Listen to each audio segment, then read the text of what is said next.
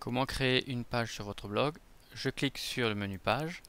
Une fois que le menu page s'ouvre, je peux créer une nouvelle page. Chaque page de votre blog doit avoir la même présentation, c'est-à-dire une image qui représente le monument, un commentaire qui indique ce qu'on doit faire, les trois pots qui permettent de savoir dans quelle langue on va écouter le commentaire et le petit symbole qui va nous permettre, en cliquant dessus, d'avoir le commentaire audio de votre monument.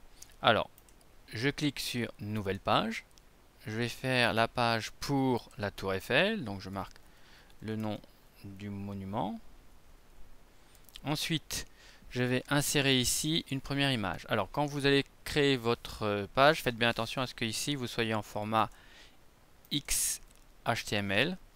Une fois que vous avez cliqué dessus, vous cliquez sur le gestionnaire de médias. Vous arrivez dans votre gestionnaire de médias. Vous allez donc cliquer sur Image Paris Visite. Moi, c'est la tour Eiffel. Alors, je peux cliquer soit sur le plus, soit sur le nom de l'image. On me demande ici est-ce que je la veux en petite, moyenne ou grande. Donc moi je laisse telle quelle, quitte à la modifier après. Ensuite voilà, j'ai mon image qui apparaît. Ensuite j'ai un commentaire à mettre. Donc je vais recopier le commentaire que j'avais créé au départ. Une fois que je l'ai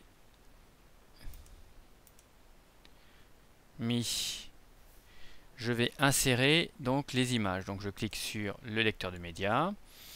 Il va me remettre dans mon répertoire images Paris, c'est pas celle que je veux. Moi, je les ai mis dans images divers.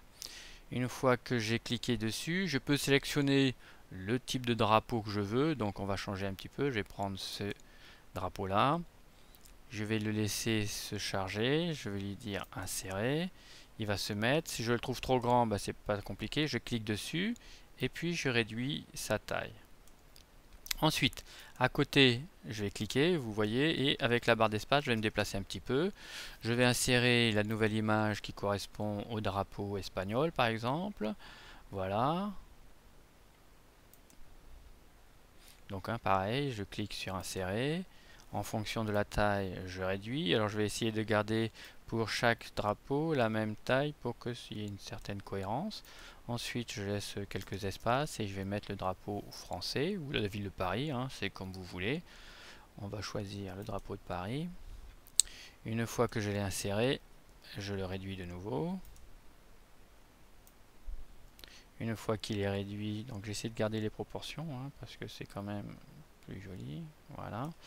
Ensuite, je passe à la ligne et en dessous de chaque drapeau, je vais insérer l'image du lecteur média pour que la personne, quand elle arrivera sur ma page, sache qu'il faut qu'elle clique dessus. Donc pareil, je fais pour chaque lecteur média une dimension qui correspond et ainsi de suite.